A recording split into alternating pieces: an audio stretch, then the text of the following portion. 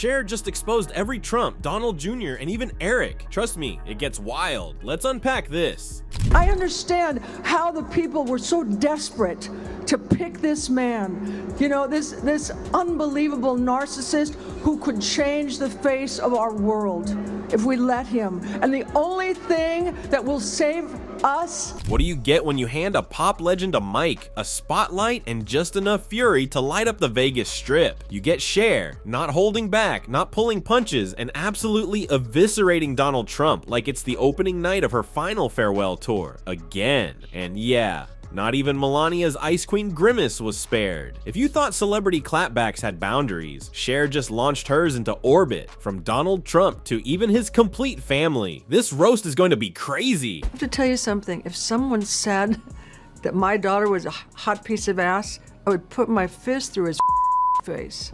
Someone who would bring down the country because he doesn't win does not deserve anything, deserves nothing. He deserves nothing. He does not deserve any kind of respect, loyalty. I don't think he has two moral fibers. Can you even blame her? This wasn't just some half-hearted Hollywood get out and vote post. This was a glitter-coated airstrike, a rhinestone missile straight to the MAGA ego. Cher didn't show up to heal the divide. She showed up to roast it over a disco inferno. And the best part, she did it like someone who's been around every kind of sleazy guy in a cheap suit and can spot a con from a mile away. Trump didn't just get dragged, he got vaporized by a woman in heels who could out-sing, out-shade, and out-survive him in any arena. And trust me, the next clip, somehow it gets even worse for him. The people he will bring with him will put an end to any hope that women have of getting the rights that we had in Roe versus Wade. They will put, I believe they will put an end to any gay marriage. They will put an end to gay adoption. It's not going to hurt me. I'm 70. It's not going to do anything to me, but it's going to do stuff to young people. And that really scares me. Let's be clear. If Trump's ego were a hot air balloon, Cher didn't just pop it. She stomped it out in glitter boots, fed it to a pack of drag queens, and left the remains somewhere between a desert cactus and a broken tanning bed. This wasn't a roast. This was an old school Vegas purge, complete with sequins, smoke, and a front row seat to the unraveling of the world's loudest man-child. And the timing? Perfect. Trump's been melting down on live TV like a microwaved creamsicle, and Cher just leaned in and said, you know what this needs? A backing track. Actually retarded, you're morally reprehensible, vulgar, insensitive, selfish, stupid, you have no taste, a lousy sense of humor, and you smell. You know, you're not even interesting enough to make me. Did you feel that? That wasn't a drag. That was a full body assassination. Cher aimed for the soul, if there was one. To her, Trump isn't just a narcissist. He's a threat in a bad suit. Not a president, not a thought leader, not even your cringy uncle at the family BBQ. He's an emergency wrapped in orange spray tan, accessorized with delusion. Cher didn't just call him out. She performed a verbal exorcism on national dysfunction. And next? Oh, we're only getting started with the public humiliation. I will do everything in my power to protect our LGBTQ citizens from the violence and oppression of a hateful foreign ideology. Cher, what was your reaction when you heard him say that? Oh, come on. And he says those letters like a child that's just learning the alphabet, and then pokes his finger in the air for Q. I mean, he's the most disingenuous man I've ever. You ever watch a toddler try to say the alphabet for the first time? Now imagine that toddler has launch codes. Trump saying LGBTQ is like watching a spelling bee contestant guess their way through a foreign language, with confidence and zero comprehension. And Cher, she clocked it instantly. Her reaction wasn't even rage, it was secondhand embarrassment. She saw the performance for what it was, a man fumbling through a cause he doesn't understand, pretending to care while clutching his cue cards like a lifeline. If you're enjoying this slow motion political collapse, hit subscribe, because Cher just went from diva to demolition crew. Picture a one-woman intervention, but instead of tissues and therapy, it's rhinestones and a mic stand. She wasn't just dragging Trump's politics, she was exposing the con beneath the comb-over. And the kicker, she did it all without breaking a sweat. And especially, a woman who survived Sonny Bono tells you someone's dangerous. That's got to be serious. He is so dangerous, and what he brings to my country, what he's awakened in my country, is bigotry and distrust and a certain kind of supremacy in certain groups, and he lies. He tells something, and then you go back and you see what he said, and it seems like the truth both times. He's so terrific at lying. I've never seen. Cher called it like she saw it. Trump isn't a president. He's a walking episode of Hoarder's Ego Edition. She exposed the whole game. He's not leading, he's LARPing. He's not protecting anyone. He's fueling chaos and selling it back as patriotism. And she didn't come with rage. She came with disappointment, and that's somehow worse. It was like the nation's mom sat us down and said, "I'm not mad, but I am horrified." This wasn't a celeb rant. It was an emergency broadcast, a full-blown diva siren alerting us to the biggest national security threat in an orange tie. Cher didn't just roast Donald, she steamrolled him through every faux gold chandelier at Mar-a-Lago twice. And here's the kicker: Trump may have the rallies, the fireworks, and the blimp-sized ego, but Cher has the truth, and she doesn't need a teleprompter to throw down a verbal execution. And oh boy, look at this. I will be the greatest jobs president that God ever created. I tell you that. Well, you know, I have to admit that I appreciate your directness. And I will try and be as direct and honest with you as I possibly can be. I am positive that you are the most unattractive man I have ever met in my entire life. You know, in the short time we've been together, you have demonstrated every loathsome characteristic of the male personality, and even discovered a... This wasn't just shade. This was Cher flipping the entire Trump mythos into a punchline wrapped in sequins. The jobs president, please. The only job Trump ever created was convincing America that nepotism is a personality trait. Cher saw straight through the spray tan and said, "This guy, he's a glittery disaster glued together with expired ego and daddy's money." You could practically hear her thinking, if Donald Trump had been born middle class, he'd be the guy selling knockoff cologne samples at a Jersey mall, and still somehow getting fired. And then came the true crime documentary part, the Trump family business. Ivanka? According to Cher's vibe, she's like if corporate feminism had a Pinterest board. All heels and hashtags while her dad actively bulldozes women's rights like they're last season's clearance rack. Cher didn't critique Ivanka. She drop-kicked her whole empowered woman aesthetic into a gold-plated trash can. And then, oh yes, then Don Jr. showed up. According to Cher Level Energy, Don Jr. is what happens when Wall Street cocaine gets a LinkedIn profile. A man so desperate to win daddy's approval, he turned himself into a bobblehead with better Wi-Fi and fewer boundaries.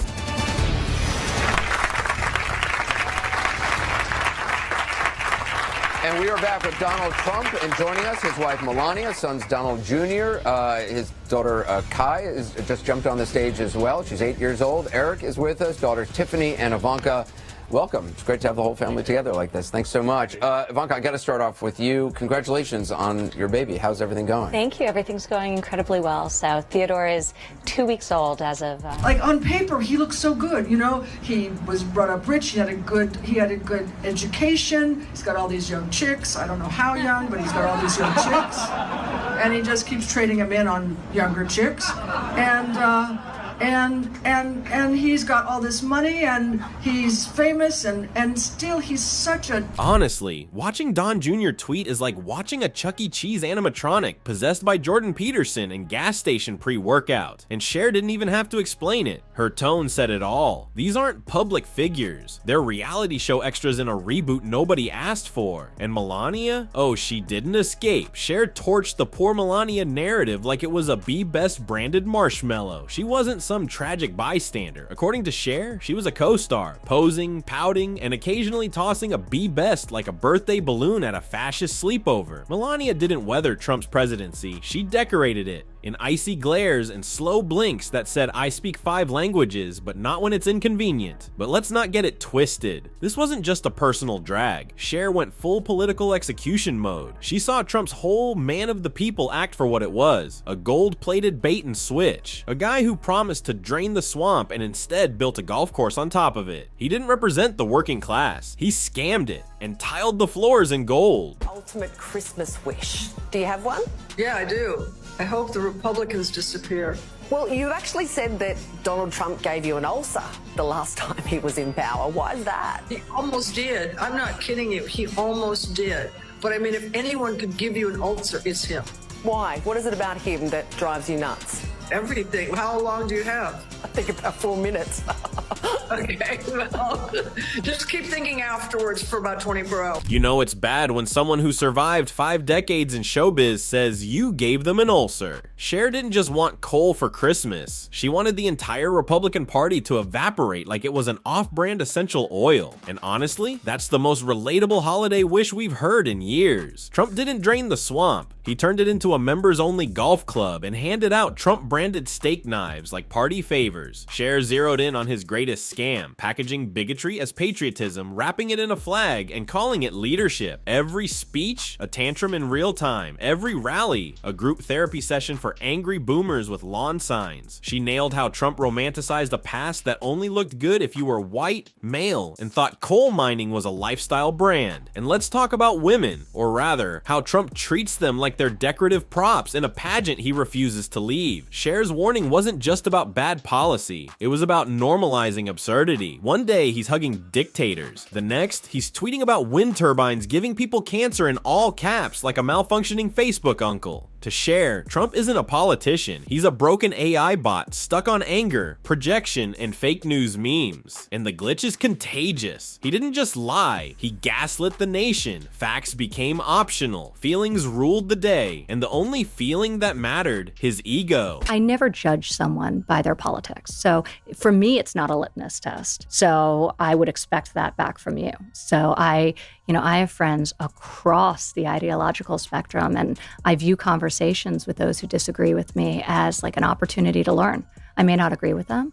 I may partially agree with them, but I view that as, I feel like that makes you like a full human being when you have people in your life who disagree. And, politics for most people, And just when you think Cher might pull back, maybe, just maybe, she pulls out the gold toilet. She torched the idea that Trump is just like the people, as if the guy with the solid gold plumbing knows how to use self-checkout at Walmart. Please, if Trump ever walked into a Walmart, it was either for a photo op or because his golf cart broke down next to the parking lot. Then came the final fatal blow. She didn't just call him unattractive, no, she called him soulless. This wasn't about his looks, though let's be real, he's got the vibe of a Scooby-Doo villain sketched by a sleep-deprived intern. It was about what's underneath, and what's underneath is a dynasty built on grift, greed, and the illusion of greatness. Trump's family brand? It's not a legacy. It's a touring sideshow where every mediocre heir thinks they're the headline act. Cher exposed the whole thing. The need for applause, the addiction to attention, the way Trump doesn't seek power to lead, but to bask in the sound of clapping hands. He's not a president. He's a ratings addict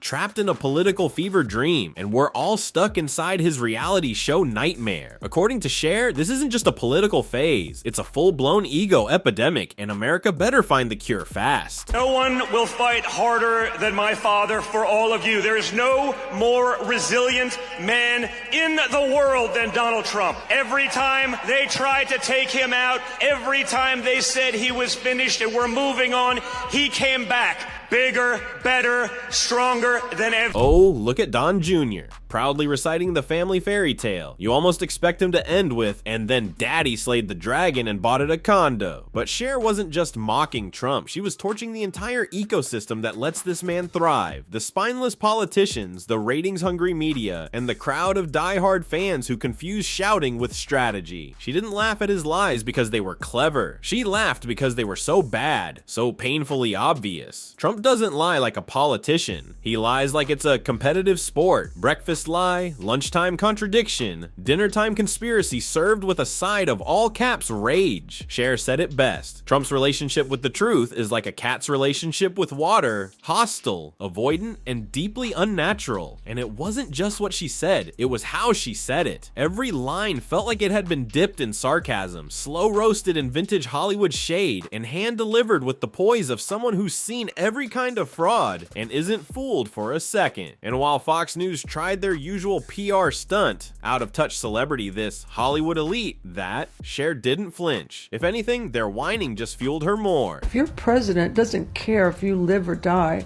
that's a pretty hard pill to swallow, because you're just sitting there going, why isn't someone helping me? You know, I've lived through like 14 presidents, and I never thought that there would be a president that wouldn't care, that doesn't even like America. I had to come down and witness the Bolshevik show trials for myself.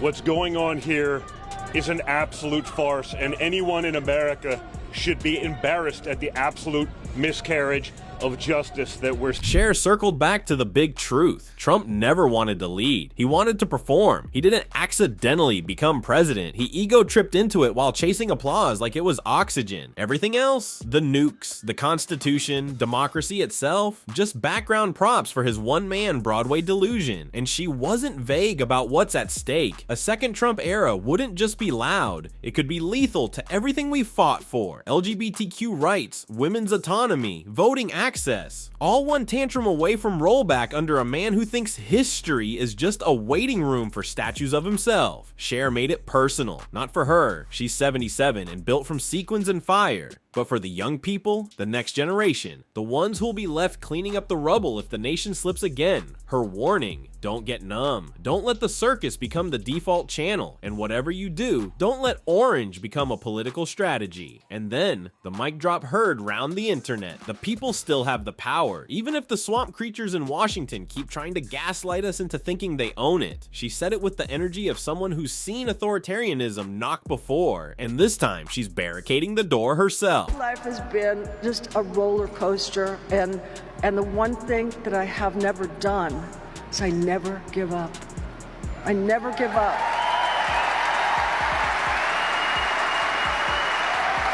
And I'm talking to the women.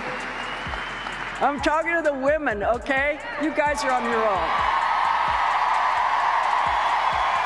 You know, we've been down and out, and we keep striving, and we keep going, and we keep building, and we are somebody. She's a radical war hawk. Let's put her with a rifle standing there with 9 barrels shooting at her, okay? Let's see how she feels about it.